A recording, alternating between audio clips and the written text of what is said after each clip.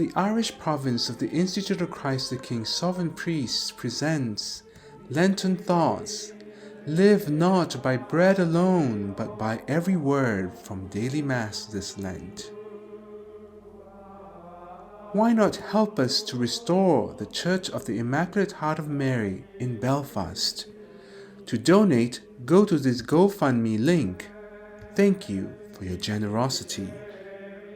Second Sunday of Lent, the Transfiguration of Christ. Imagine yourself on Tabor and gazing with the apostles on the glorious vision of Christ transfigured. What thoughts would fill your mind if you were there and saw the divinity of Jesus in his sacred humanity? You would simply fall down in adoration in the sight of such glory or ignominy. He is still and forever the same Jesus who loves to save us. Eye has not seen nor ear heard. We know by faith that his glory is infinitely more resplendent in heaven. Adore then with thy whole heart, and with thy whole soul, and with thy whole mind. Offer to him the homage of your entire being, and promise him that you will never, with the help of his grace, do anything unworthy of his divine presence.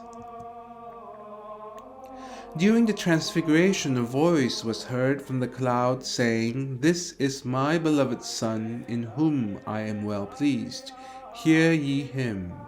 And the apostles were afraid. Are we not afraid when we think of our unworthiness? If it were not for his mercy, we would have died when we were in our first mortal sin, in our second, our third, our 100th. Are we in mortal sin at this moment? Promise him to make a good confession at the first opportunity without putting it off. Or how our heart is inflamed with the desire of being with him and never being separated from him for all eternity. How could we express how much we desire to love him more? How? By doing our duties with love and devotion.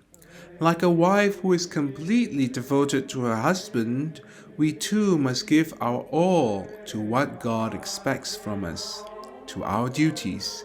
And yes, we can always be more devoted to Christ in our duties.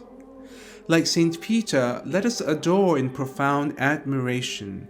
We who were not there at the Transfiguration can adore at the Transubstantiation, when our glorious Lord hides himself in the appearance of bread and wine.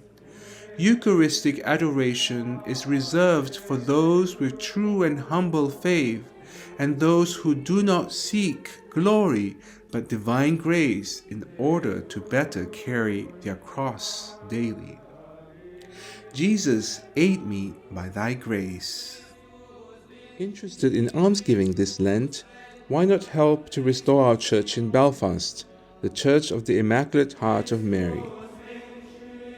Help us make this former Presbyterian church worthy of the Catholic liturgy.